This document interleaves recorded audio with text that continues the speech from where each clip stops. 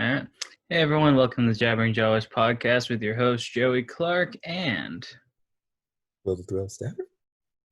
or as we go by around here, Joey One Kenobi and Will Sith.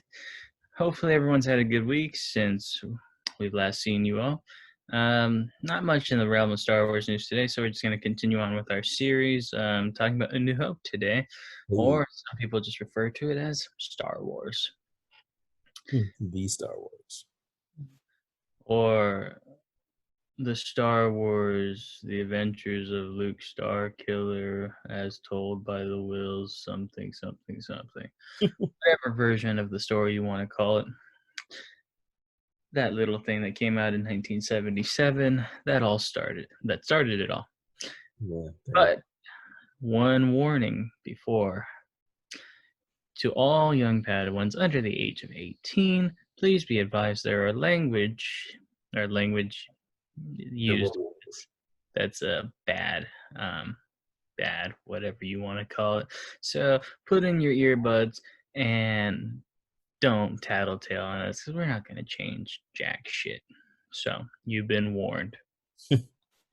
All right. Well, yeah. Let's get it started with the bad. Well, I want to preface this though before we start, because I don't want to. I'm gonna try my best not to judge this movie off of any too much technical shit, because obviously it was made in '77, like you said. So that's kind of mostly focused on story and everything, or just maybe plot things that are kind of awkward, because you can't fault them for not being able to do special effects that they do now. So yeah. I feel like if we talk about bad, that'd be expected, but I mean, honestly, I think it's a good thing, but we'll get to that later. So the first thing I want to talk about, though, which this is always bothered me, are honestly Uncle Owen and Aunt Beru. They're fine for what they do. The only thing about them for me is that everybody in this movie, they just don't fit. They kind of have that Martez twins kind of thing, where the way they talk and everything, and at least they gave Owen that robe, so he looks like he could be in the universe. But it's the way he looks. Looks like you could pick some dude who chills on the street corner on New York or some shit, and they just plopped him into the movie. And then Beru looks like they took her from the Brady Bunch or something, and just put her in Star Wars. That's what they make me think of when I see them. It's the only thing that takes me out of the movie, honestly, for a little bit. And the way they speak and everything is just I feel like they didn't even tell him what this movie was about. They're just yeah, just your aunt and uncle, go. But yeah, that's the only thing. I guess they were in the movie for too long. Yeah, obviously. So little barbecue. I had to feel too burned by their appearance. Sorry, too soon. Oh, but yeah, not say in terms of Star Wars or whatever. And obviously it's the first movie. They didn't know everything they were doing yet, but yeah, those two just kind of stuck out to me always. It's I feel like if you never watched Star Wars and you just turned on that part where they're you got Beru cooking some cabbage or something, I don't know, so, and Uncle Owen over there look like he's reading a newspaper, drink some coffee or some shit, but hi Luke. Yeah, if you just turn that part on, I feel like you wouldn't even know that shit is Star Wars until maybe you saw Mark Hamill and you're oh, okay. But yeah, that's just the first thing I thought of when I rewatched. I was yeah. It's funny you say that, because I've actually never thought about them all too much, because I'm always just kind of waiting for that part to end. Yeah. But now that you say it, fuck, I think you just ruined that for me. You motherfucker. I'm gonna be yeah. in Star Wars. You're already waiting for it to end. It didn't ruin anything. Come on, nobody likes them. I've never heard anybody say, "Oh my god, I love the characters, Uncle Owen and Aunt Beru." It's I don't think even George Lucas man, I fucking hate these characters. I think we're just gonna have stormtroopers light them on fire. Yeah. Yeah, I think they just put them in there real quick. It's oh yeah, we need an aunt and uncle, I guess. So, yeah. And this funny thing that you also mentioned is Luke is like he doesn't say nothing, but it's like when he sees their dead bodies and there's like that swell of music, like it's supposed to be so sad, but it's like you didn't really seem to like or care about them all that much. So it's like, and it's supposed to be sad. It's funny you say that because he moves on pretty fucking quick after that. And I was like, damn, bro, like they just got burnt to a crisp. And he's just like, all right, time to become a Jedi. Like he was gone, man. He just like, got in his little speeder and he's like, well, hey, Ben, train me.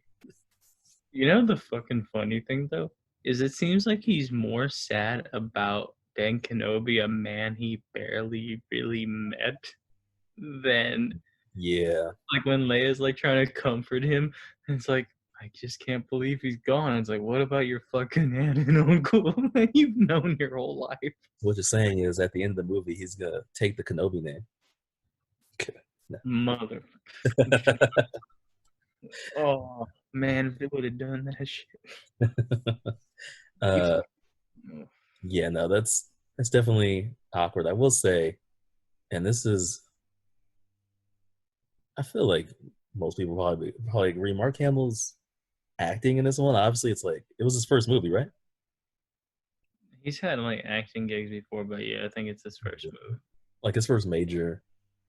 It was fine for what it was. Like he wasn't Jake Lloyd levels or anything, but there's definitely times where his delivery was awkward. But like I said, I feel like a lot of like this, with this production, like, people didn't really know exactly how big this movie was going to be and what exactly it was supposed to be and like or whatever, you know.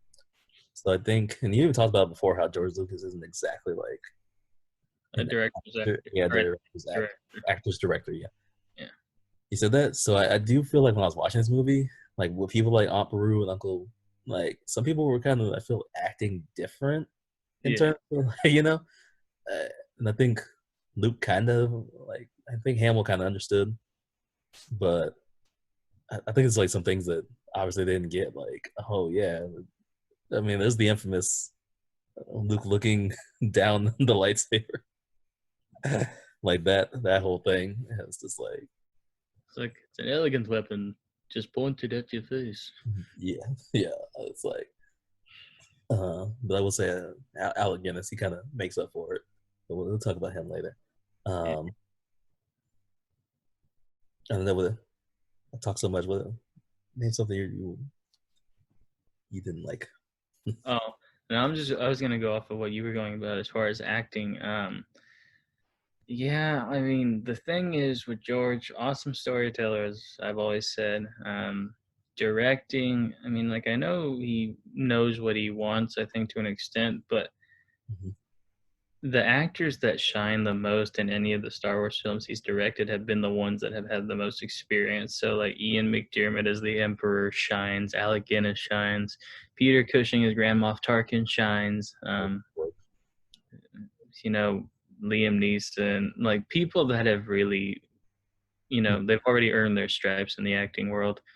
They I think they just show up knowing pretty much what to do and kind of go from there. Um, People that are inexperienced, like Harrison Ford, like I think gave a really good performance as Han Solo for being a pretty like Mm-hmm. he didn't do a whole lot of work. And then with like Carrie Fisher, and I don't think I blame her. I think this is probably something that was more on George's side of things. Like parts of the time she's like trying to have an accent, and then other times she just doesn't. Yeah, yeah. Like I feel like part of the reason why that probably happened is George not paying attention to the continuity and things of like maybe he just was like, oh, why don't you just try it like this? And then when they were in the editing room, like, oh, he's like, oh fuck, just the story will make sense. Just put it over there.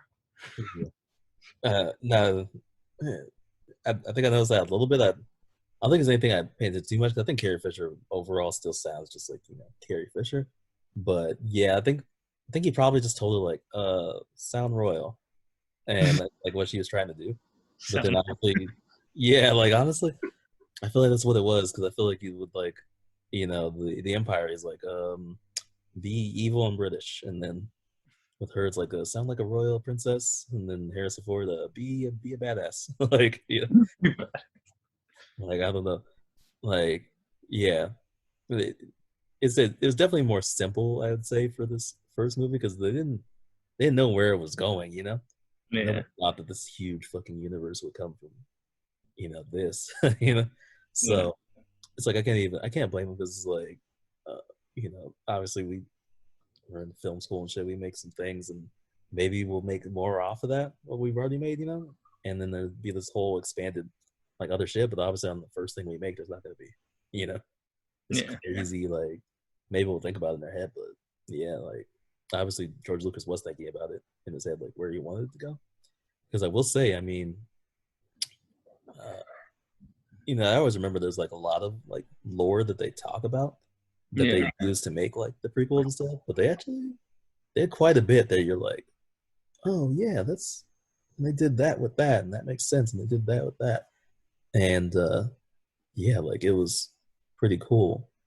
Um, there's something I had to say that had to do with last week. Um,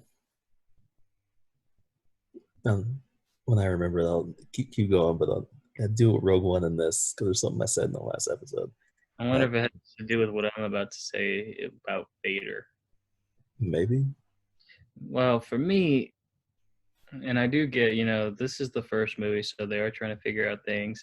It was, if you look at the history of this movie and the making of it, I'm almost surprised it even got fucking finished because of all the because a lot of people, like even Mark Hamill said, like, but he read the script, like it was goofy, like no one took it seriously.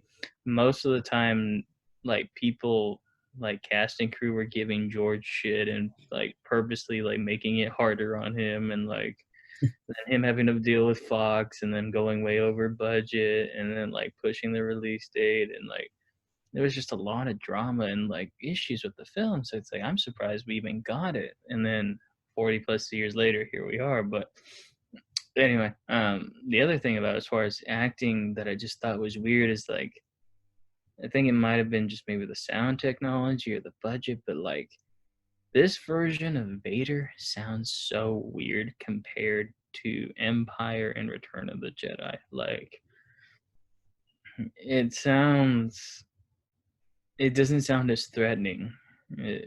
yeah, It's the music cues and just the overall look of him. And I remember it was funny because Pati, my girlfriend and I were talking about it. And he's like, Vader's voice doesn't really fit him. And I was like, what do you mean? And I was like, oh, I mean, like A New Hope, I don't think the voice fits very well. yeah. But I think Empire, I think it fits better. And same thing with Return of the Jedi. But like, it just doesn't sound like the quality as the other two, probably because of budget or whatever. It sounds weird to me. Mm-hmm. Yeah. Uh, I agree definitely when I was watching it, I watched it right before this basically, and I'm like, yeah, it sounds like they have like a weird like kind of voice box or something. Like I don't know what they did do with voice honestly at that point, but yeah, it definitely doesn't. It sounds weird, but that's the thing. Like when Empire was made, you can tell they had a much bigger budget. Like you could tell, like they got fucking paid because there's so many there's so many things like, and I mean A New Hope is still impressive obviously with some of the Yeah, things that people do, but yeah, you could tell that they were on a lower budget, that it was like a lot of people's first movies and all this shit, so you can't like knock them too much on that. yeah, But and then it was made in the 70s, so it's hard. But uh yeah, no, I feel you, definitely the voice not as menacing as he is later. um but I mean, still like iconic enough, it's like, yeah, it's Vader. And I could even imagine, because now, and I was thinking about this a lot. Obviously, when I saw it, like when I first saw it, it was like the '90s. I want to say, yeah, but like maybe they did like a little bit of like remastering or retouching, like for the '90s. yeah, But now, obviously, when it's on Disney Plus, they've done like probably so much to it. I'm like, they probably like recolored this, did a bunch of like with the color palettes, and the color grading. They probably did so much on the sound and all this, and like they tried to get it like the best they possibly could to put it on here. And I was just thinking about that, and I was like, I was trying to think back to when I like first saw them. Like, what was the sound like then, or like the colors? I do remember because you can find like the original trailers. Yeah. Like, yeah, it's like the sound and everything on there is so much. Yeah, it's very very 70s. Yeah, very 70s and 80s. Or Uh, the lightsaber fight, you can see dust. I think even in the newest version, you can still see dust like falling off, yeah, uh, because they were like wooden sticks. So you can see that like if you look close enough. I think that's just them sizzling. You know, it's, it's a little sizzle. Someone dropped a little water. There's a roof leak. It's like yeah, you know, coming from. it's a part of it. It's all good. No, but yeah, no, I feel you on the voice thing though for sure. I did remember what I was thinking about, and Yeah, it's I don't know if it's really in a good or bad territory, but I just wanted to say I'm going to rescind my statement from last week when I talked about during Rogue One when they did the test on Jeddah yeah, because I totally forgot. Tarkin straight up says before they destroy Alderaan, he's like, "All right, it's time to finally test the full power of this battle station." I'm like, "Oh, okay, fair enough." So this is the first time that they actually test the full power. yeah. So can't test the full power on Jeddah then. Like, all right, Disney continuity wins. Fine. It's like, I told you, Will. They just wanted a test. Yeah, no, like, fine, fine. Hmm. But Um, but I think, yeah, the Vader voice really throws you. I'm trying to think. I mean, there's not a whole lot that's super jarring, I think. It's honestly a lot of nitpicky stuff, and then a lot of it could honestly be just equated to like first time kind of doing something this big, especially on George's part, and then budget wise and stuff like that. But yeah, I know that anytime they've done special editions, they've definitely done kind of an overhaul.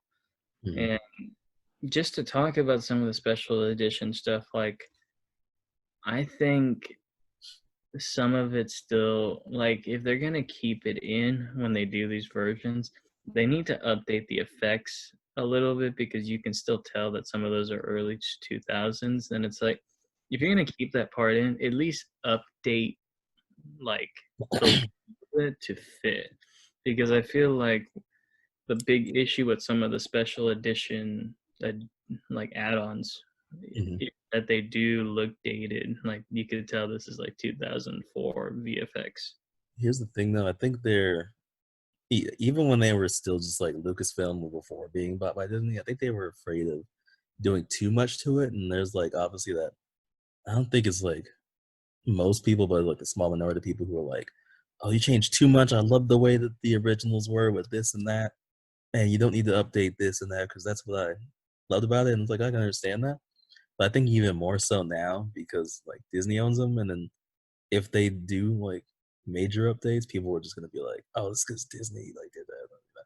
So I don't think that they would do much more, you know, because Well, not doing more. It's more like, the additions that George wanted, keep them, but just make them look nicer. So give it a graphics update, basically. I mean, Like, all I'm saying is like people were still like already upset about some of those like updates too, you know. you know, So I love the original version because I have one. Um, I think it's great. I think some of the things that I think some things that I really enjoy that have been updated.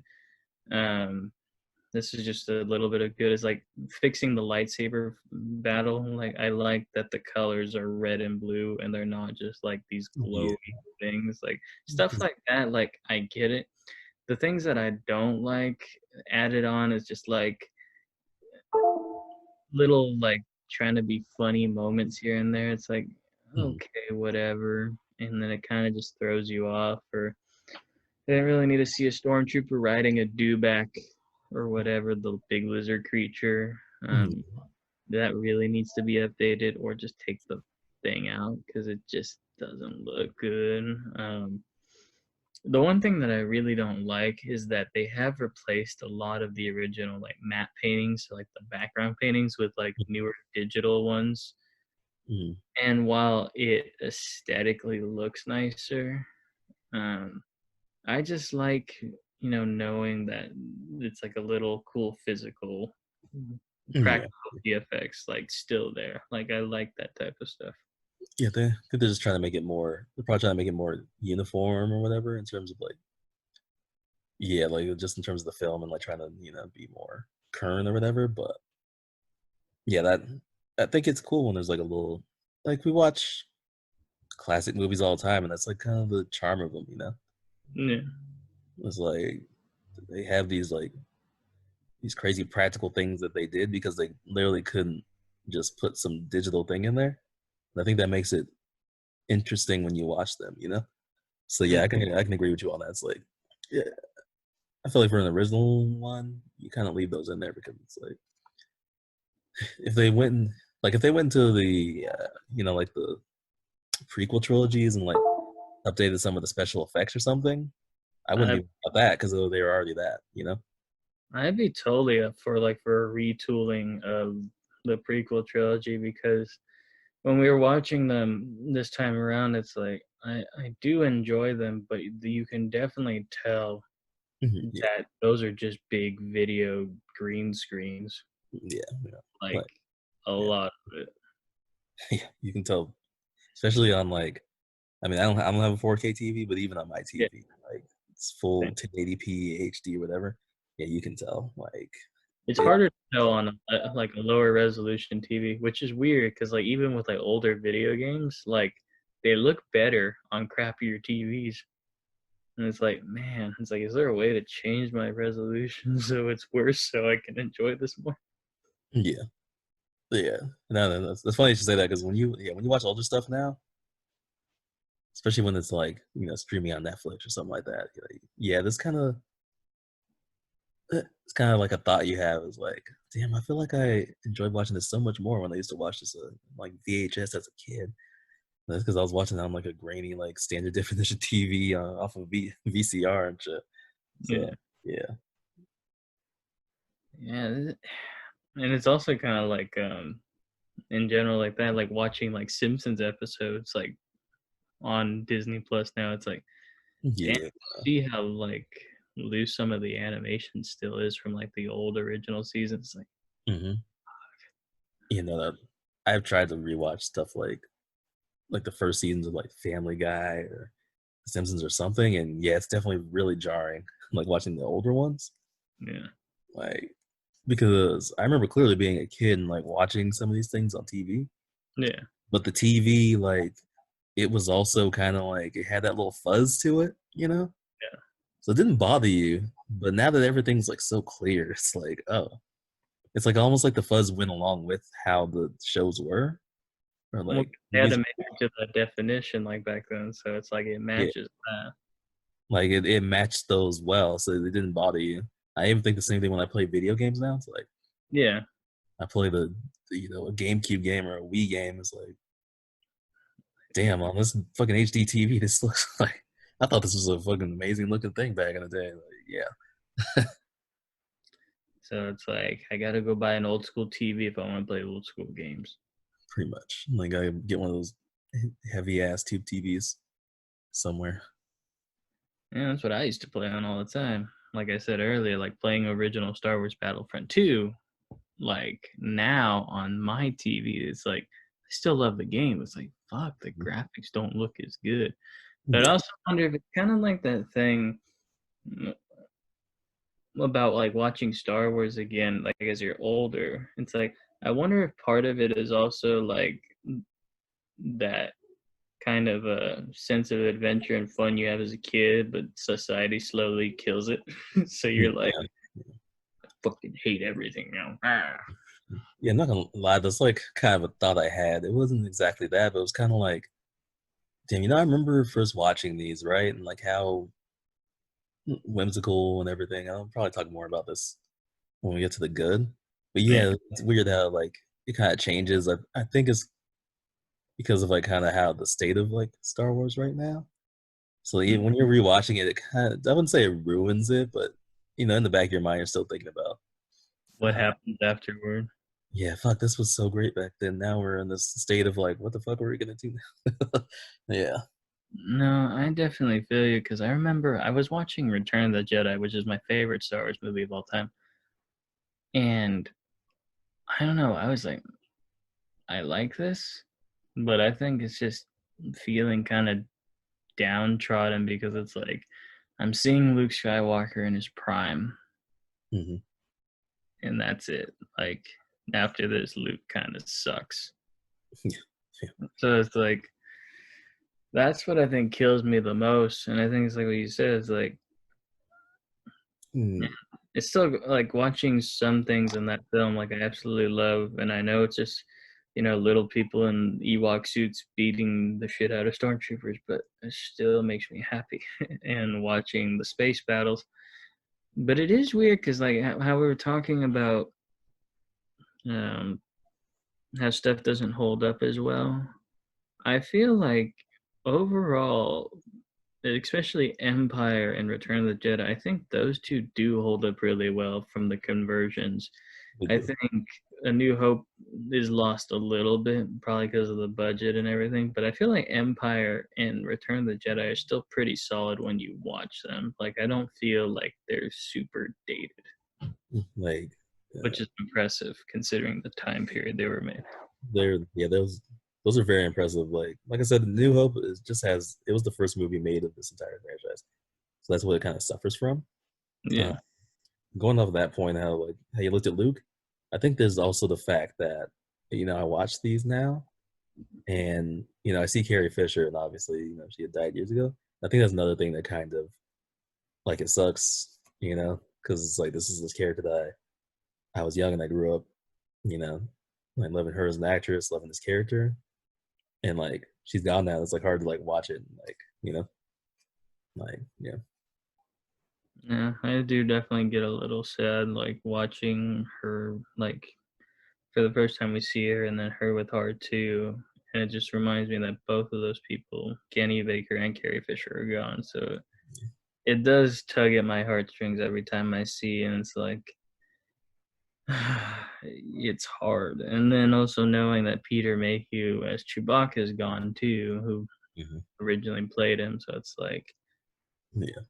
it, I think it it does kind of like fuck. These guys are gone. It's hard not to think about it as you're watching it. Yeah, It's it's fun, but I mean, they left behind some really amazing characters, that's for sure. So like, thank you to them, or RIP to all of them for sure. yeah. Thank you for making this universe like just fucking incredible, man. Hmm. Um, Is there anything bad? Oh, I gotta ask you this because I'm sure any people are gonna want to know our thoughts on this. Han Solo, did he shoot first or did he not? And what do you think of McClunky? I always thought he shot first, and I know that they apparently had gone in and edited it to make sure that he like shot first or something. No, it's to make it look like he didn't. I'll make it look like he didn't. Really? Yeah, because in the very first one, he shot first, and then George decided to switch it because he's like, he's not that kind of character. I didn't want him to be like a cold-blooded killer. Um, Okay, yeah, fair enough. Fair enough. I mean, that's what we talked about in Solo. Like his character is to where like he tries to act like an outlaw and like a bad guy, but he's really not. So yeah, I can understand that why he would make that change. But yeah, I mean, he shot first, like, but I mean, he knows. Like in my opinion, he knows. What's his name? Greedo. yeah, Yeah, he knows Greedo, right? And he knows what kind of creature he is, and obviously at that point, like he's threatening him. I think that he was in the right at that moment, as a fellow space outlaw to another space outlaw. It's like, well, I'm not gonna die, so I'm just gonna get him first. You know, I don't know. yeah. I still think it's just so cool how much like swagger and charisma he has in that moment because like he doesn't flinch, doesn't move a muscle, and like he's shot at, and then he's just all cool, calm, and collected. And he's like, "Sorry about the mess," and walks out. Yeah. Well, now it's funny you talk about like right in that cantina, right? So something I didn't like, and I know it's like a classic scene, but I just don't like the way that they look. And he was in Rogue One. We talked about it in the fucking Um, have the death sentence on 12 systems and I that have the whole some 12 systems. You bet. yeah that whole scene was just kind of like awkward. And I know that they did it so they can be like, oh, look at, you know, Kenobi, he's a Jedi, and he cuts off the arm. But yeah, the whole, even that part where he cuts off the arm is like, obviously they couldn't, do it like they do now, where it's like Anakin standing there and gets his arm, cut off, and they can do all these special things or whatever. So they Yeah. kind of like some a little bit awkward editing to like put that there, but yeah, I'm like, it's not like I like the part after Obi-Wan like does his thing and he's not standing there with like his lightsaber like anybody else basically like uh but yeah, there's those two. I just don't like his face. I don't know, but yeah.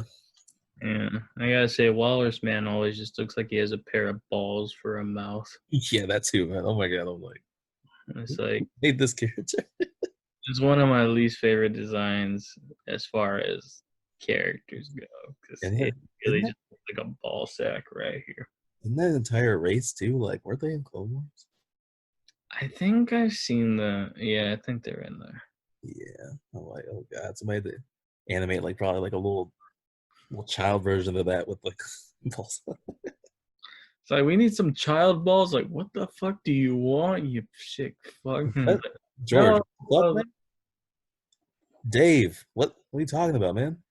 Listen, we had to stay. Dave Filoni's like, we had to stay. Fucking it's like I don't know. George wanted it. George said we had to stay true. Okay, Yeah, they're supposed to look like testicles. So if you need a reference, just look down.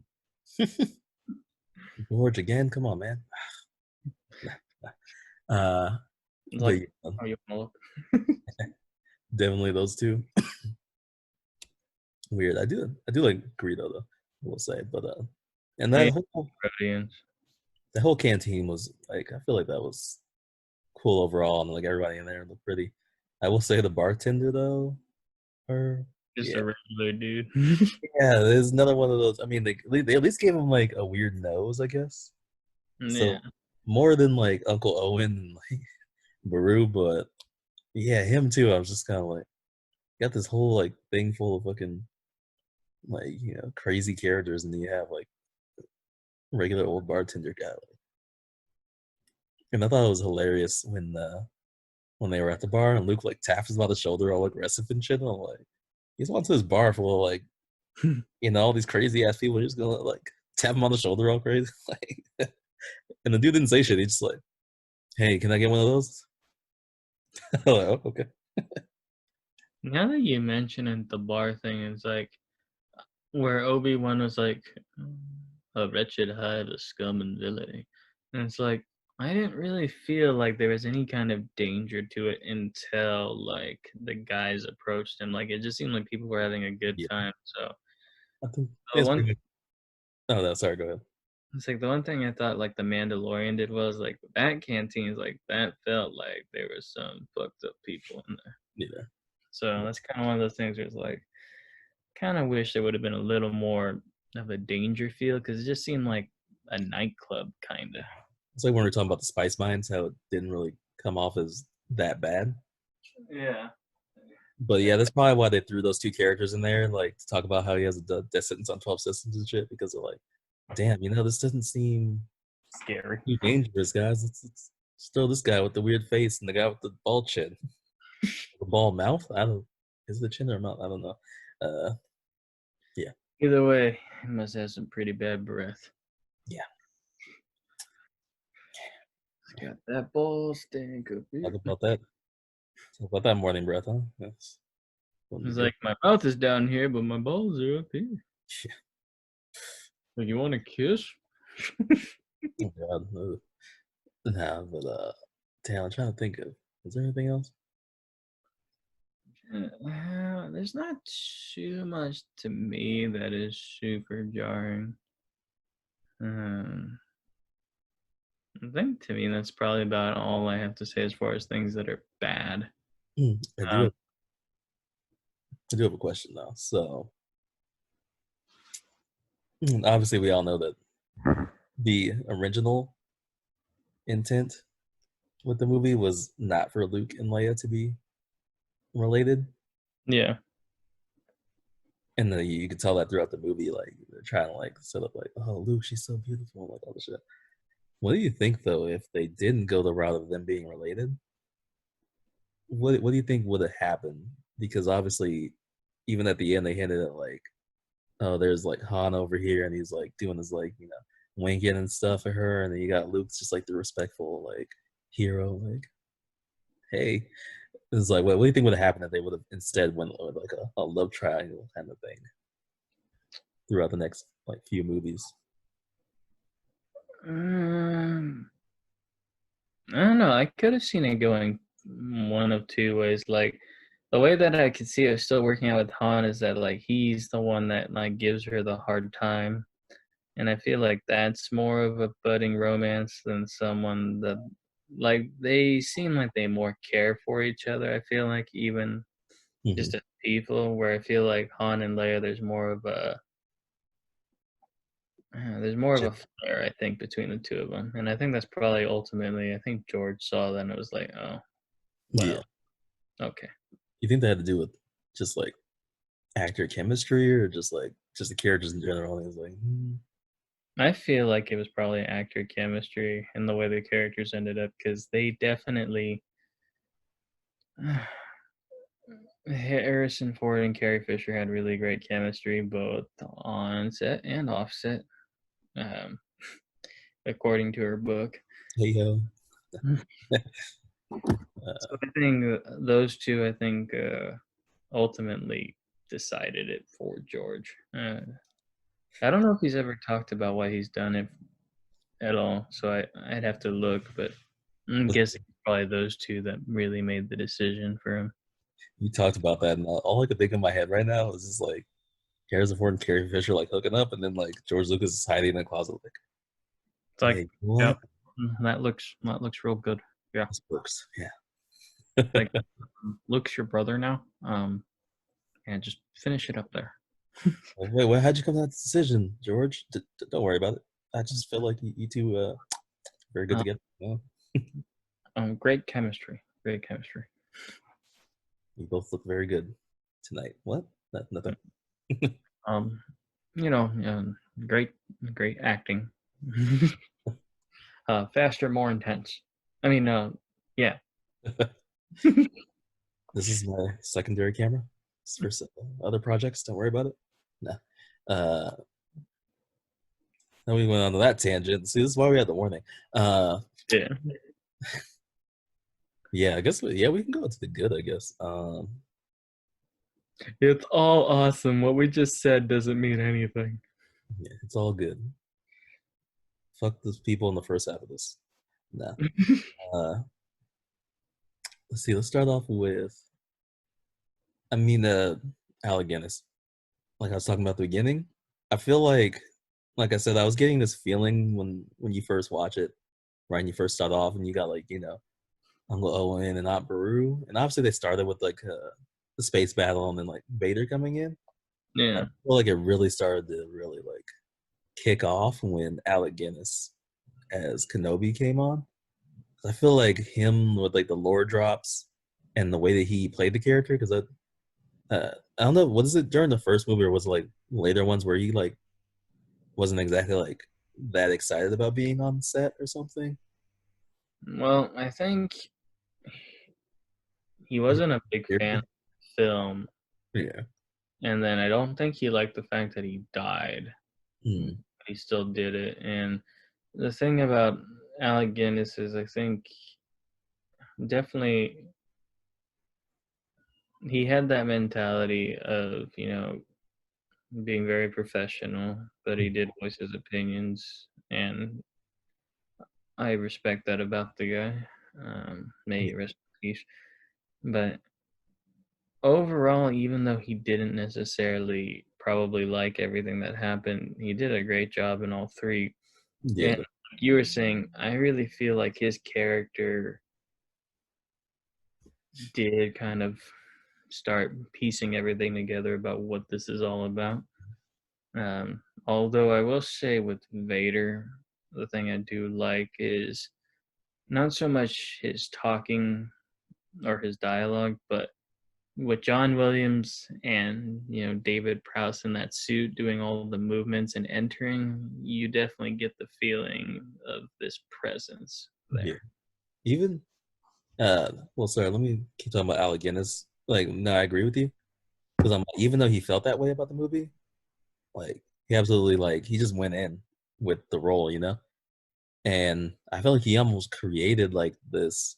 I mean, he did. He created basically how Jedi would be, you know, like Yeah, just the way he was acting. And that was just something crazy I was thinking about as I was watching it. I was like shit, like he like started this whole like kind of how they are, you know, as Jedi basically, and they just went off of that, and that's pretty insane, you know. And then yeah, going off of Vader, yeah, that I like his physicality. Like we talked about, obviously the the voice and everything was a little off yeah, in this one, but I do like when you like first see him, he just like picks that guy up by his throat, and it's like it kind of shows that. I mean, obviously that when we first watch it, it's like that's the first thing we see, and then later on we learn that he can like literally choke people from afar, you know. But the fact that he like can do that too, just literally pick a guy up with one hand, and like it's showing that he's like, okay, yeah, he can use his magic force powers or whatever, you know. But he's also just a really fucking strong person. So yeah, that I think that thoroughly makes him threatening because you're like, oh fuck, this dude's fucking picking this dude up and throwing him against the wall with one hand. Okay, like shit. And if if I'm that is his robotic hand, right? yeah. Yeah. So I mean that probably helps too. Well, I think all of them by that point is cybernetics because I think Oh, right, Obi-Wan cut off the other one, huh? and both legs, Yeah, both one arm, but the other one was already mechanic. So fair enough. it does seem kind of weird, like how he left him with one arm. He was like, wouldn't you want him to not move whatsoever? Yeah, my he could have been crawling there and like force choked him or pulled him or something, you know? Yeah, Yeah, I'm kind of surprised, like, he didn't attempt to do that in that fight. Like, yeah. I mean, he did just get his arms and legs, his arm and legs cut off. So I can't blame him for probably just kind of being like, "Fuck, what the fuck just happened? Oh my god, shit." and I also heard that I think in lore, the more, like, the less human you are, the less connected with the Force you are in a way. So it's harder to have that strong of a connection when there's less. Yeah, Uh, I think that's why I said that he can't do like force lightning and shit. Well, also because he has the cybernetics, and they would like I guess shock him or whatever, like, yeah. fuck him up. Well, it's just like I think I can't remember if it's confirmed, but I think they said Palpatine made Vader shoot the way he did because if Vader ever tried to betray him, Palpatine could just shoot him with a Force lightning and kill him. Oh, yeah, fair enough. Which is also why he made the suit super uncomfortable, so Vader would always be pissed and enraged, Hmm. so he could tap into the dark side better. Pretty fucked up of him, but yeah, I mean, Palpatine, no spread. He's like, Um, look, he's always angry. yeah. Uh, but nah, they're really Alec Guinness, right? Great. Um, and then overall, just like we talked about this a little bit last week, and I feel and then even the week before that when we talked about Solo and Rogue One, and yeah, man, it's just when this movie came out, I'm assuming, and then obviously when we first saw it, Yeah, there's just nothing else that looks like it.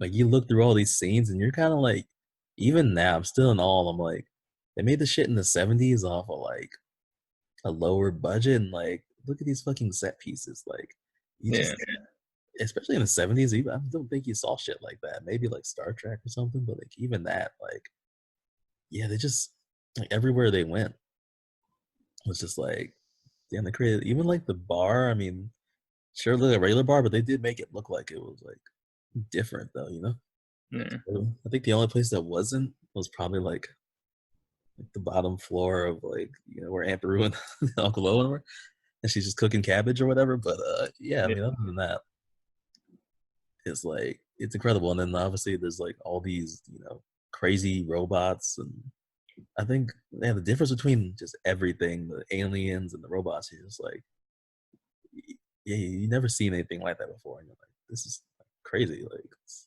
whole crazy ass universe of like all these fucking things, and then you see Boba Fett for like a second, and you're like, wait, who's that guy? And then you don't get to know until like the next. Wait, Boba Fett's in this? Yeah, like I forgot too honestly, but at the very beginning when they're in Mos Eisley and they try to hire Han, and then Han walks in there and Jabba the Hutt's in front of his ship trying to get him to come out, and he has a bunch of bounty hunters around him, and then Han makes a deal with him, and they all walk away, and Boba Fett's there, and he's just like, all he does is just look at the camera or something, and then walks away. Was added in because I don't remember that. Maybe it's possible it's an added in thing, so they have Boba Fett a little bit more, but yeah, like just for like a second, that's all he does. He's just there. It always makes me funny to know that, funny to think that Jabba the Hutt was initially going to be a human being. You know, it's funny you say that because Han has a line. Well, you're a wonderful human Yeah, you're being. only a human being. That's why. Is that why? Okay. I was like sitting there like, and like the way he was talking to him is almost like he was expecting there to be. Well, I mean, I'm assuming there was a guy in front of him or something, and he's just like talking to him or whatever. But yeah. No, it was like a big burly guy. Um, yeah, this was initially Jabba. Hmm. It's like it's so crazy because it's just like this bigger, heavy set dude and like furs or something, and that's Jabba the Hutt. And it's like, The guy in that picture, he looked like an extra from like Game of Thrones, honestly. like, uh, I haven't washed my loincloth in a while. pretty much. Oh, glad they went with the Jabba that they did. Yeah, Because Jabba's just another one of those characters. slimy slug turd. Like, could you imagine anything that they did in like any of their movies, like working as well with just some dude? You know, even that part with like Leia laying down there, that shit works because it's like you do have this giant fucking slug thing just like laying there with like her on a chain, like that shit Yeah. works so well. Imagine it's just like some dude in the chair, like oh shit, that's funny. The one thing about the special editions or like the newer versions that does throw me off a little bit is that Han is cocky enough to step on Jabba. Did he? Yeah, Yeah. you watch the scene like he's mm, like giving Jabba his like spiel and he steps on him and you even see Jabba go ah. It's like okay, like this is your employer and like this guy is fucking scary and you're gonna That's step probably on tail. that's probably why in Solo I expected him to just like to talk back to Vaz. See, why? Nah. Uh, yeah, that's funny, dude. Like, it and it's hard to know now unless you like, watch or like read or whatever, find out what they added in or not. Because like I said, they like kind of gave it this. They obviously put the digital stuff in. And they gave it like this more uniform look with like more modern shit. So it's like, is that something they added in? Because now I remember what you were talking about earlier with the stormtroopers getting on the thing. I was like, that's one of those things they added in, huh? Because I was like, they didn't have that random like why did you put that in there? Yeah, it's like it's weird. Yeah. Some of the bigger things, like you can tell even now that it was added just because it is a bit dated looking, but like the angle in which the Millennium Falcon takes off in the newer version, you can definitely tell that was CGI added on later. Some of the X-wing dogfighting around the Death Star is definitely added on because there's no way they could have done that in 1977. I think they added more ties into it for them to fight. Um, so stuff like that. Hmm. But the one thing that I always liked about it is definitely introducing like dogfighting with TIE fighters and X-wings. Oh I yeah, think Trench Run is one of the best things in Star Wars, and it's always a cool thing to watch. and the sounds that they make as they're flying. I remember that was one of my favorite things when I was younger. I was like, especially the Tie Fighter. This sounds so cool. I'm like Vader's. Oh my god, like, it sounds so fucking cool. You're like, I want to fly one of those. It just sounds fucking awesome. And I will say, speaking of X Wings, Wedge Antilles, good character, and he has the most badass name. I've always Yeah, loved that fucking name. I'm like Wedge Antilles. Like, imagine having that name. That's fucking awesome. yeah, yeah. And the one thing that I've always been that was a little interesting was when they showed the Death Star plans for the first time and that schematic comes up. Hmm. Like, I think that's one of the few things to me that actually really dates the movie because that was like one of the first, I think, 3D like computer generated models and like one of the first ones that got implemented into a film. So I do think on that aspect it is definitely aged because it's like it definitely looks like it belongs in that era. I think that was the one of the most jarring things between when I watched that, when I was younger, and Yeah, then going and watching Phantom Menace and all that shit. yeah, Because I mean, obviously, like a lot of the computers and the technology that they had put in there was based off of like 70s, 80s technology. They had, they didn't have computers that we have now. yeah, They had those computers where it's like you had to put all this fucking code in to like do some shit. yeah. So you can tell, like, yeah, this is from the 70s, 80s, whatever. But I think for the most part, a lot of Star Wars things, Rogue One did a really good job of it, of implementing like the older looking stuff, but then kind of putting a spin on it so it looked, you know, This period. yeah, yeah. Because there were clearly like ones in Rogue One, like where they're in that base, like the Rebel base, and they had like things that looked like the computers that they were using in the original trilogy, but they made it look more updated. Yeah. Yeah, definitely on that one. I think the one thing that was cool that they did use in the first or in a New Hope was when they were mapping out like the fighters and stuff, like of what positions are good. I feel like they did a really good job with those things. Like that Mhm. looked like it could be in Star Wars. It didn't look like it was necessarily old, so I think that was kind of cool. Even the graphics, I don't know how the old one was or if it changed at all, but like how the Death Star was like coming into range. At least on the Rebel side, it looked good.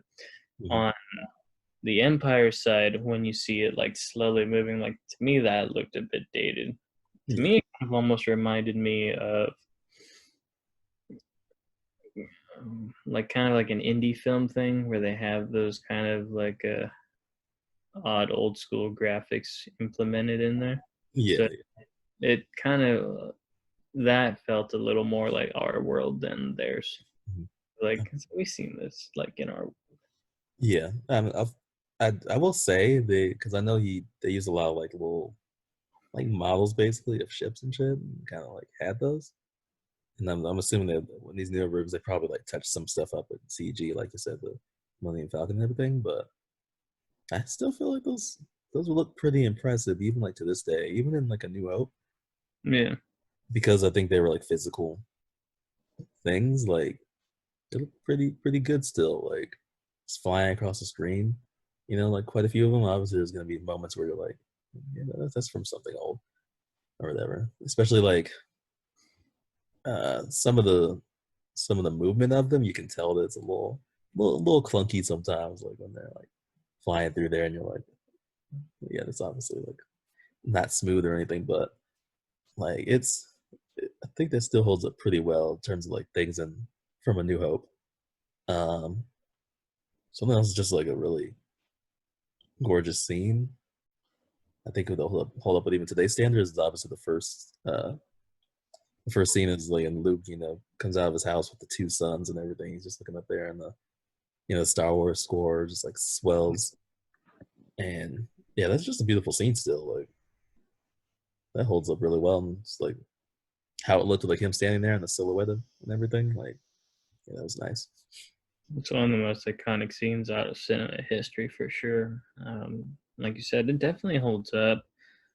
And I think it is those moments about Star Wars that really makes it timeless overall. There are little things here and there, especially with the first one with technology being so limited, Mhm. that kind of are dated. But I think the reason Star Wars holds up is because from the very beginning, it's all rooted in something that's very real, uh, and that we can relate to, especially the ways of storytelling Yeah, with, this kind of, little bit bratty, annoying teenager, in Luke Skywalker, and then just goes on the hero's journey. The funny thing that I was thinking about is like, I don't really care all that much for Luke in this movie because he is a little. I don't know if it's Mark Hamill's doing or if it's George's, but he is a bit whiny. I want to say, he's and on it's Tosche Station to pick up some power converters. like, oh, I can't go to Tashi Station. It's like, okay, Yeah, I guess this is our hero, this fucking nerd.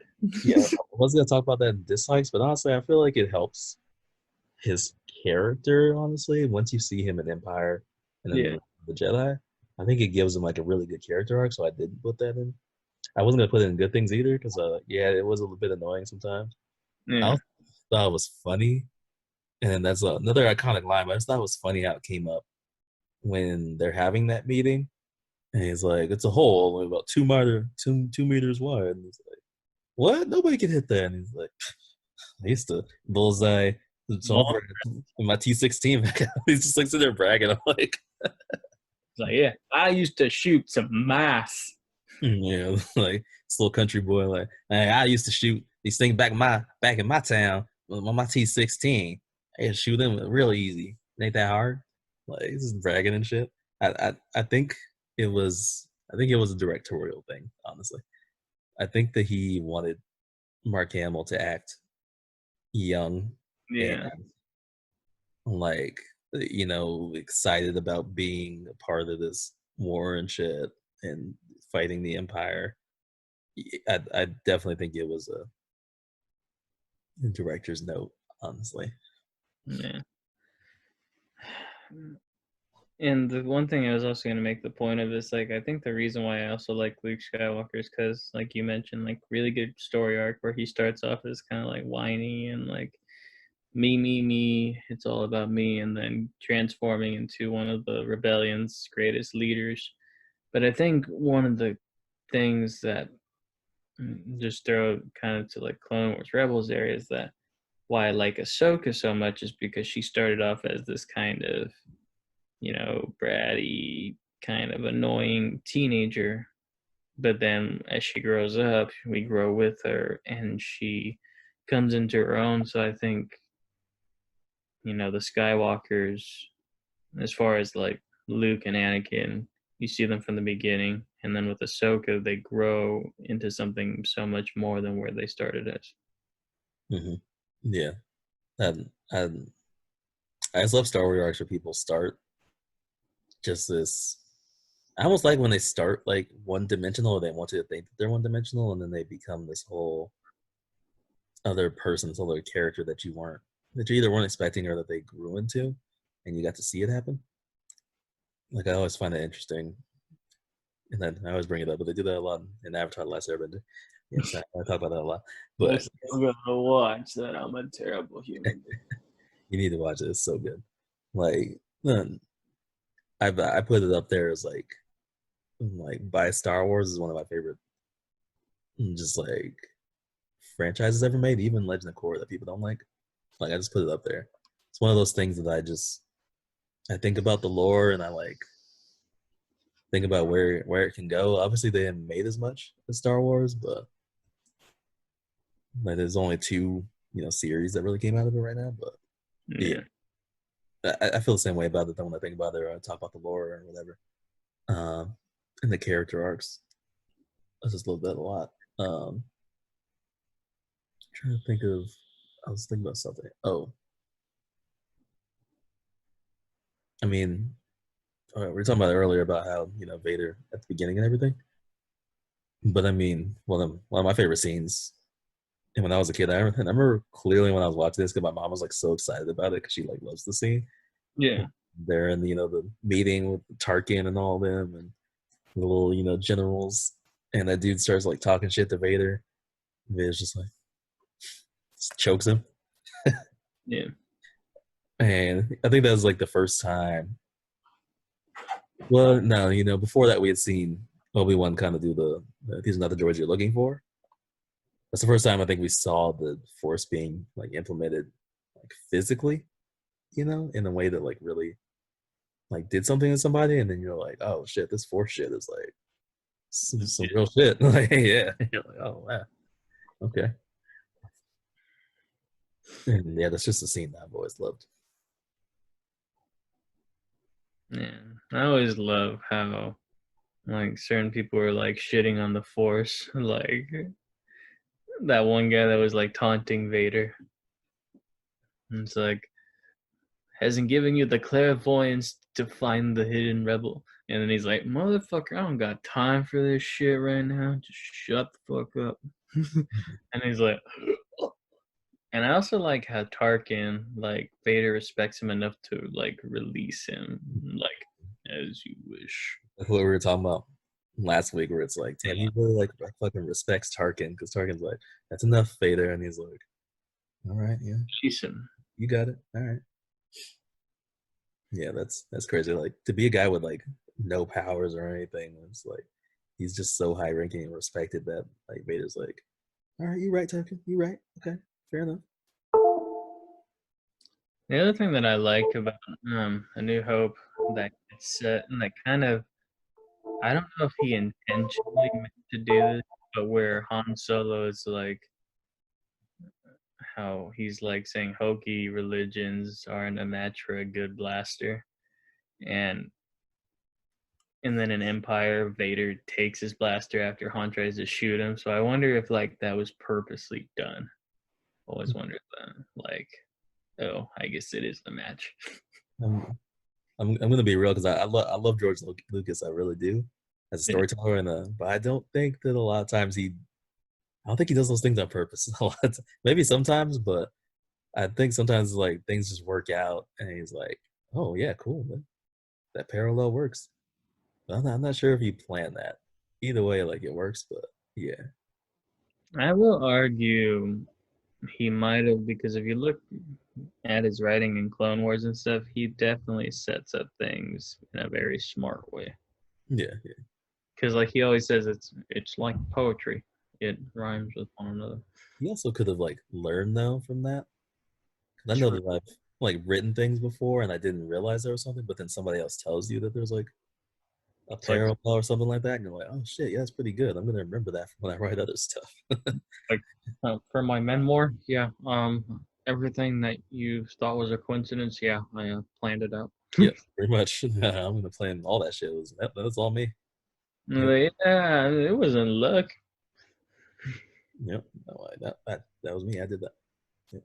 The one thing that I will say that I'm a bit confused about, but I could see it being explained, um, where Luke is talking about going to the academy, and granted, I know that this is long ago, um, before anything else happened with the Lord, but how he's saying that how he wanted to get into academy, he's talking about the Imperial Academy. He's not talking about joining the Rebel Alliance.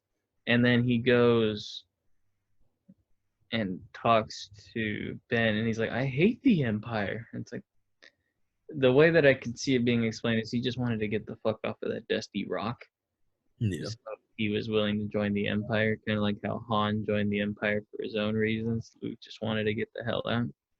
Yeah, it's like what we talked about. How it's interesting to know like all the people who join the empire because they're the ones who had the power. That's how they're gonna like, make their money or bring, put food on the table. Or I guess in Luke's case, his uncle said like his friends already went into the academy. I guess so. He's like, well, what am I gonna do? I'm gonna go into the academy with all my friends that I grew up with, basically. Maybe that's like all it was. It's just like I just want to be doing what they're doing, but instead he ends up joining the rebellion. So Yeah, that was the weird thing with, and again, it's then where like how he runs into his friend Biggs, but it's like if Biggs went to the academy, yeah, he'd I be don't on the I don't think the Rebel Alliance has an academy. I really don't think they will. Like where exactly. would they? Yeah, But the one thing I can't remember for sure, but that Rebels episode where Sabine like infiltrates the Empire's like training academy and then steals away Wedge and then another guy named Hobby. I don't think the other one was big, so that's why I was kind of like, maybe he defected, I guess. yeah, That's one of those things that's a little. possible. Uh, yeah. I mean, it's possible. The other thing I could think of is just in terms of like going to the academy. I think he could like hate the empire or whatever, but then at the same time, like he, yeah, like you say, he sees that as his way out, and then that's where his friends are, and like maybe maybe it's saw that as his only option. Basically, it's like when people join the military, at a high school or something because they don't know what else they're gonna do, like that kind of thing, I guess. Yeah, And when you think about it, to the average person, I don't think they think of the empire as we know them. They don't like the average person doesn't see Darth Vader going around yeah, choking people or like slicing them up with like a lightsaber. Nobody really sees the emperor or something. Sure, they may see these dudes at the top, like Tarkin or something like that. But for the most part, they're probably just thinking of them as like this imperial government. But they probably aren't like, oh, there's some run by some evil, like super powerful person who's gonna destroy everybody with giant lightning storms or something. Like they don't think about that. well, yeah, because Palpatine even hid his appearance from the public. Like any of his propaganda, he would make it to where it looked like he was a sweet old grandpa-looking dude. Yeah. And So like, Vader was pretty much unheard of by anybody, really. the real Phantom Menace. Uh, The one that yeah, did get cut in half. Oh, well, he got cut. I think like him saying I hate the Empire is mostly like I think people will hate the government or whatever, or hate people who are in charge, but they'll still like if they have no other choice, they're like I'll join the military. I'll join this part of the government or something if it means I can make money and survive, basically. So I think that's kind of how I thought about it. He's like they don't realize exactly how bad the Empire is, and obviously he learns later because of like Obi-Wan and like all these people that he meets. So yeah, The one thing that I will say is I know I'm a critic of this when it comes to, you know, the sequel trilogies. Like, we don't really get the full scope of what the Empire is. Like, I feel like we can infer what it is. The one thing that I like about Rebels is I think it kind of gives me a better idea of how expansive the Empire is, which is what I like about it. You can feel that there's a definite like dangerous presence to who the Empire is, but we don't really see massive, large numbers. yeah, yeah, Anything. The sequel trilogy doesn't really do that. The only time it does is Star Killer Base, but then it gets blown up. So it's like Yeah. You don't really get the scope of it until I think maybe Return of the Jedi, because it's got the Super Star Destroyer, then all the Star Destroyers, and then to Mhm. me that's when you really feel like, okay, there's a bunch of bad people around the galaxy. Yeah. I'm glad you brought that up actually because I think when I was a kid, I didn't really realize like that the Empire was supposed to be this like big, expansive, all the way across the universe, like all across multiple galaxies. I didn't think it was that. And obviously, when we get Clone Wars and like Rebels, like you said, even like the prequel trilogies kind of helped us realize, like, oh yeah, this is like all over the place, like different galaxies, different planets, like they're all over. And yeah, I think when I was a kid, I thought the Empire was literally like, oh, these people in this giant Death Star, they're the ones doing all this. They just have a bunch of people on there, and then obviously at the first one, it blows up, and then they have more people, and you're like, oh, okay, I guess not. Like, yeah. So it's like, okay, yeah, that's definitely it's a bit of a knock on there. I think that and like I said, the Luke Leia thing, probably the biggest knocks that you can have on those. Which to be fair, kind of like I said, like you said, like knocks on the sequel trilogy as far as like Yeah. characterization and like motivations and shit. Like, yeah, we can do the same thing with those two, but they then changed it and they stuck to that for the rest of the other two movies. So like, I'd say that's fine. Like you said, in Return of the Jedi, they explain the size of this and that.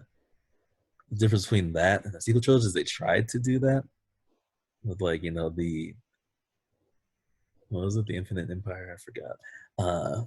They tried to do that, but it still was kind of a oh, okay, so it's got random star destroyers and shit on this planet, just chilling. Yeah, it's kind of like you compare like the one thing that like the sequel trilogy and the Force Awakens does well, like the Empire does in A New Hope, is that you see that it is a threat. I feel like in you know A New Hope and the Force Awakens, but you don't see what motivates them, and I think you should explain that, like what motivates this entity. Hmm. Um, I feel like we don't really get that, which kind of sucks. Yeah, Like the Emperor, obviously, anyone wants to just maintain and keep control and indoctrinate the universe to believe in a certain way or whatever. So I kind of get the whole arc for the first three, but I do like supplemental material like Rebels that dives into that era, yeah. and one too. And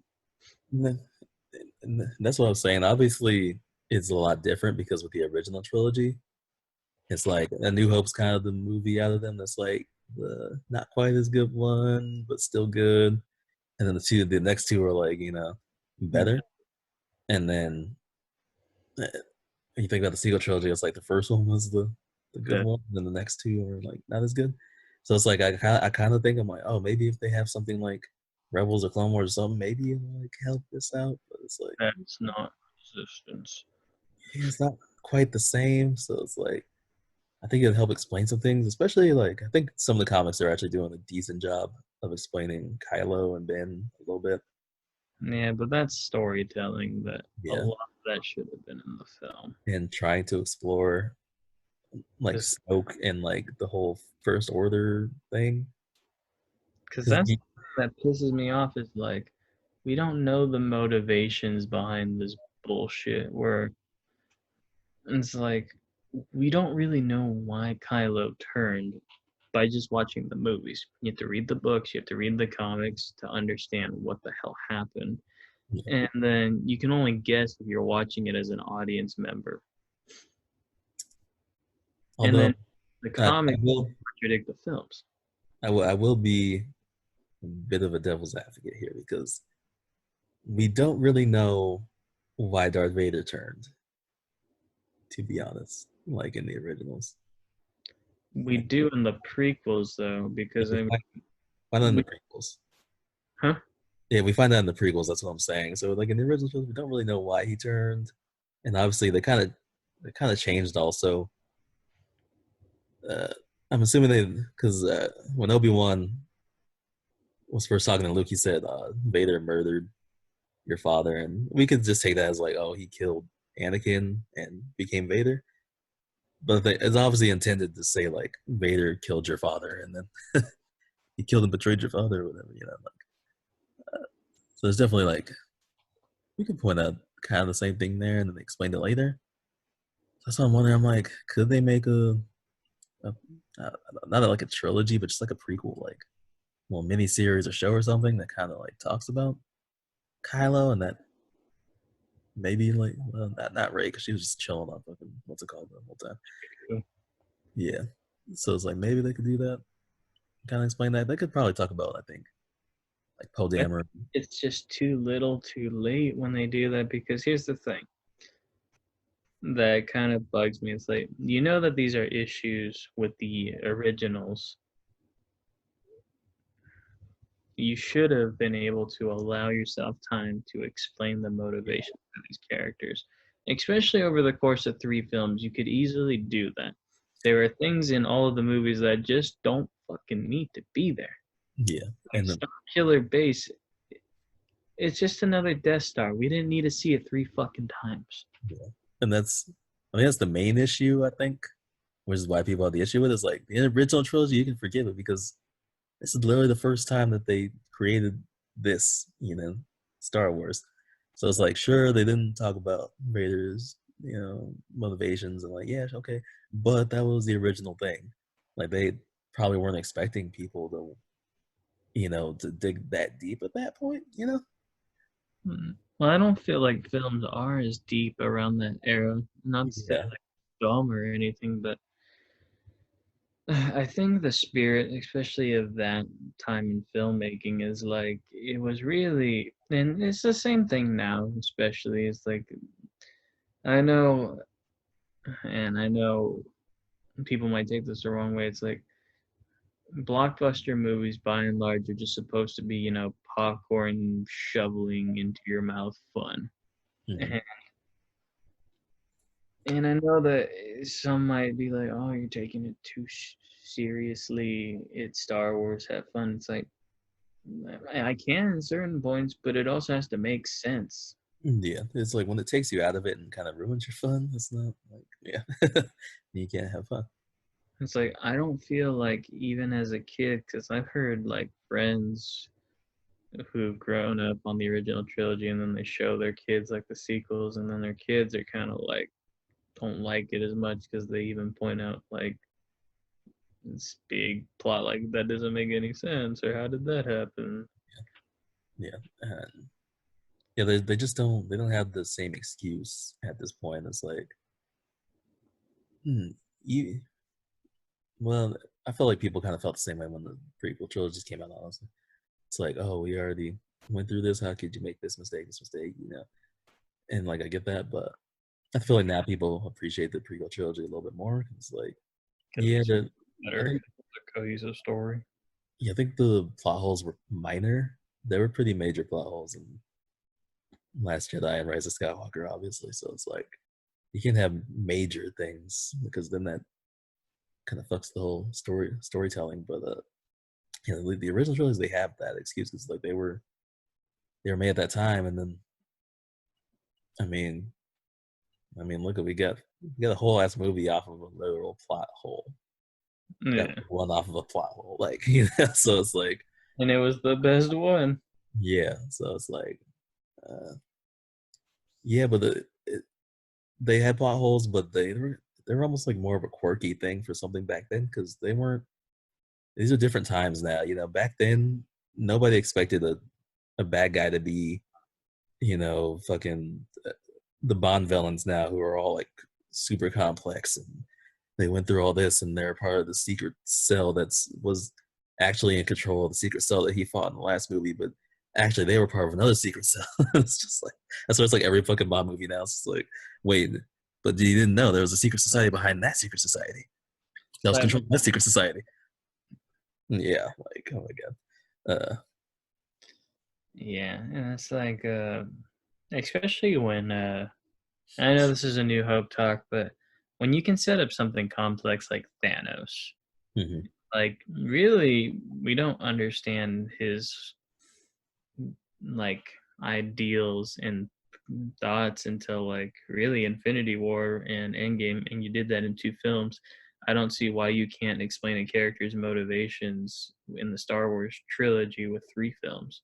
Yeah, So, like and I think really what the original trilogy is all about is the Empire still trying to keep their control, and it's about these rebels that are trying to, allow the galaxy to be free. So I think that does come across. hmm Do I think it's perfect? Absolutely not. But I think it's a more cohesive and enjoyable storyline overall. yeah, And do I always like Luke Skywalker or Leia or Han? Not always, but for the most part, they have a solid character. Each of them have solid character arcs, and I think they come full circle and end up where they should be. and their characters are pretty much, from what I can remember, motivated by the same thing that they wanted. Like I said, there's small things we can point out, like Luke and joining the Academy and the Empire, but for the most part, they're like motivated by the same thing that they wanted in the first movie or the second movie or whatever, and that continues. Whereas sequel trilogy, as we always talk about, it's just like, what the fuck happened to these characters' motivations? Why do they change so much? And we'll discuss the sequel trilogy after this original trilogies, but Well, the other thing too that I think I really like about A New Hope is that the bond between all 3 of them, and to an extent Chewie too, but like the big 3, you feel it. Like you feel the chemistry there. That they're a little annoyed by each other, but then they kind of play to each other's strengths. And by the end, they're a solid unit. So an Empire, they're even though Luke goes off to Dagobah, like you can tell that they genuinely care about one another. it's like even when they separate, like in Empire, we'll talk about Empire next week, I know, but even when they separate, Luke goes back because he's like, oh, I need to save my friends. And I feel like in this new one, it was all like Ray just kind of said like, fuck these people. Like she like until the last one where they actually got together again, it was kind of like, yeah, there was like so much time that they were just like completely apart, and like they weren't even, she wasn't even worried about that. It's like, oh, I'm just busy having my thing with Kylo over here. Yeah, like yeah. She was only with Poe. Was she even ever with Poe in like The Force Awakens? Really? No, because Poe was gone most of Force Awakens because he was dead or whatever, or Finn thought he was dead. Like, yeah, And then like her and Finn have like a little bit, but then like they're all separated, and then yeah, and they set up these plot threads that don't lead anywhere, and it's like at least, I mean, yeah, there's a plot thread where Luke and Leia, but then they end up being brother and sister. But I think they at least found a way to take that plot thread and change it into something else that still made sense. It's like they felt this connection at first because they are they do love each other because they're related. They're and twins.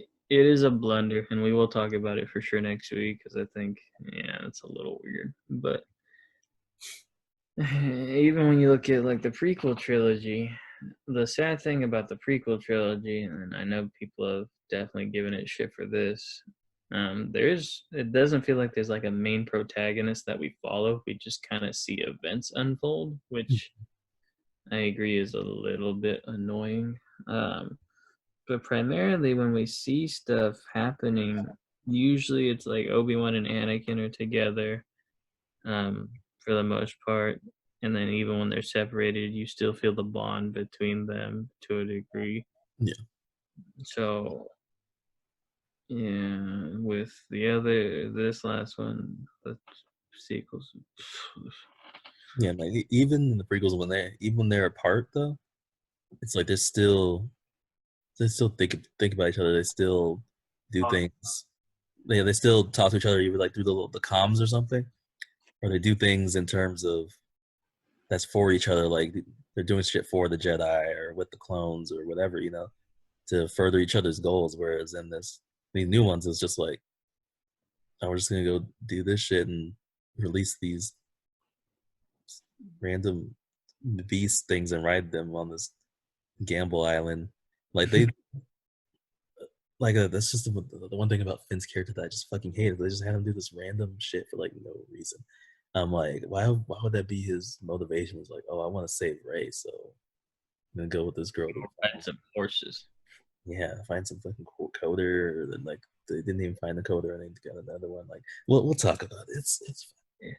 We got so much to shit on. I mean, to talk about for sequel. I just like take everything we say out of every episode. Just Yeah, throw it together. We'll have a 12-hour special. So here's everything on Earth. Being special, are we gonna do the Christmas special on here? Like, no? It's not really a Star Wars movie. Technically. Special. It's kind of special. They're special. But I think overall, to kind of close this whole thing out, A New Hope is definitely what started it all. There's no denying that. And I think it did provide a solid foundation for the most part of what was to come and what is trespassed. Yeah, I think overall it's solid. There are weak points in it for sure, but it's like with anything, you can't always expect the first one to be the greatest thing, especially the undertaking that George took for this film is extraordinary. And I'm glad we even got a cohesive story out of it, considering everything that he was dealing with.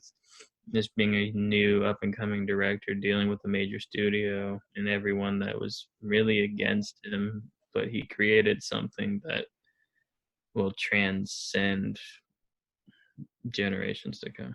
Mm-hmm.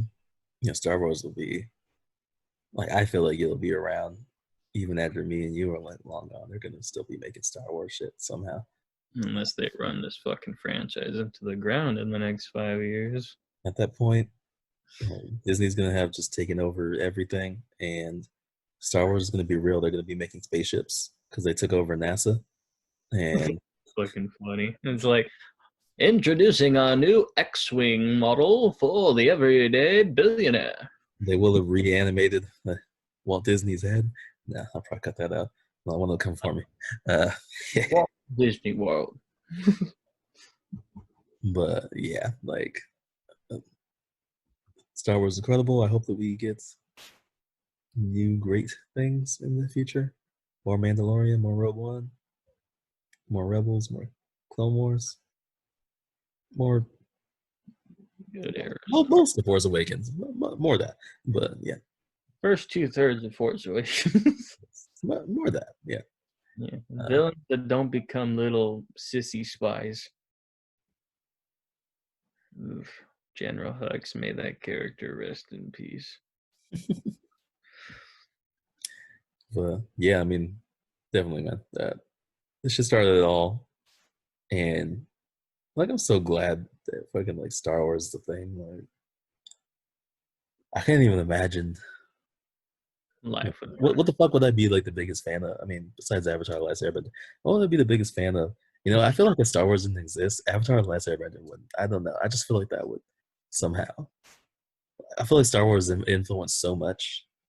You know, just like think about that trash compactor scene, and I didn't really talk about that, but it's not neither good or bad for me, so it's fine. Like Yeah. it's a scene. Uh, but yeah, think about that trash compactor scene, or there's something else I was thinking about where I'm like, damn, so many people copy that shit like all the time. Even like Han shooting first or not, and just shit like that. It's like so many people copy so much of that, you know. It's just that's just iconic, bro. Self-rescuing princess. Yeah. Yeah, the one thing that I like, and I'm all for Leia, and I love Leia. It's just I think a lot of people give her so much credit, like for rescuing herself, where it's like, yeah, but they opened the door. Like if they didn't open the door, she'd be so fucked. So Yeah, yeah. It's like, I get that she takes over the rescue, and to me, that's super badass. Cause like these two are like, oh, we didn't plan this shit. She's like, well, all right, I guess I gotta save the day because you two dumbasses couldn't figure this out. Yeah, and I will say, uh, I do love the scene where they like get her out of the prison Yeah. because fucking fucking Harrison Ford is just so fucking funny, man. A Like, wonderful girl. yeah, Either I'm gonna kill her, or I'm beginning to like her. yeah, it's just like him on the little comms and shit. It's like And that. it's like everything's fine here. Everything's fine. Did How you, are you can tell he fucking ad libbed that shit. He's just like, everything's fine, everything's good, it's fine. How are you? I'm just like, what's your operating number? It's like uh, yeah. I'm like, bro, conversation anyway. Look, we got caught. yeah, that shit's so fucking. He's good. He's hilarious. And to me, like the one of the last good things I'll definitely say is great Star Wars humor in this, and it's definitely like it sets up the tone for the humor to come, and I think it's pretty solid. It's probably got some of the best Star Wars humor, I think. Yeah. Well, like you said, they read the script and they're talking about it was goofy and everything. That definitely comes out. Um, yeah, that I think is what we were talking about in an earlier episode. It's just about how with these with like sequel trilogy and everything, we didn't really get that kind of humor. They're kind of trying to go like a little bit more the Marvel route, and it's like it's not really like the Star Wars humor. It's like quirky shit like that, you know. Yeah. What we're talking about, that's kind of what Star Wars is, and like weird ad libs or whatever, you know. Like it's just how it is. So yeah, like I said, I just hope whatever we get in the future gets back to like the heart of Star Wars. Oh, John Favreau, please take over Lucasfilm. You have my endorsement, sir. And Dave Filoni. And Dave Filoni is the creative, like the executive or something that can oversee everything, and then Favreau is the president of Lucasfilm and the executive producer. Please cast your votes now. Yeah, man. We'll see. Get it out, and Favreau's in. Hopefully the future Star Wars is bright. We hope y'all enjoyed this little analysis right here. Oh, do you have any I don't have any questions. I don't know if you have any questions. I don't got none. Yeah. Just we hope you enjoyed this. And we've been thinking about doing like other movies. So if you guys have any ideas and everything of like movies we can talk about, analyze, let us know. We'll Yeah, do because that. Jabbering Jawas, we jabber on about a bunch of shit. And trust me, after this episode's done, Will and I will probably jabber on for another hour or two just about whatever the hell we want. So, We get other and movies on our galactic TV. It's all good. We'll jabber about whatever. But yeah, then we'll put all the social shit in the bio down here, so y'all can check all that out. yeah. Uh, yeah, All right. So, signing off now is Jabbering Jawas. It's been Joey Clark and Will. the throat. Yeah.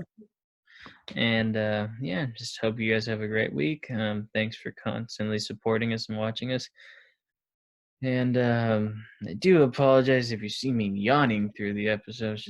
Just been an exhausting week. But I'm always happy to talk with my good buddy Will. And with that, may the force be with you. Always.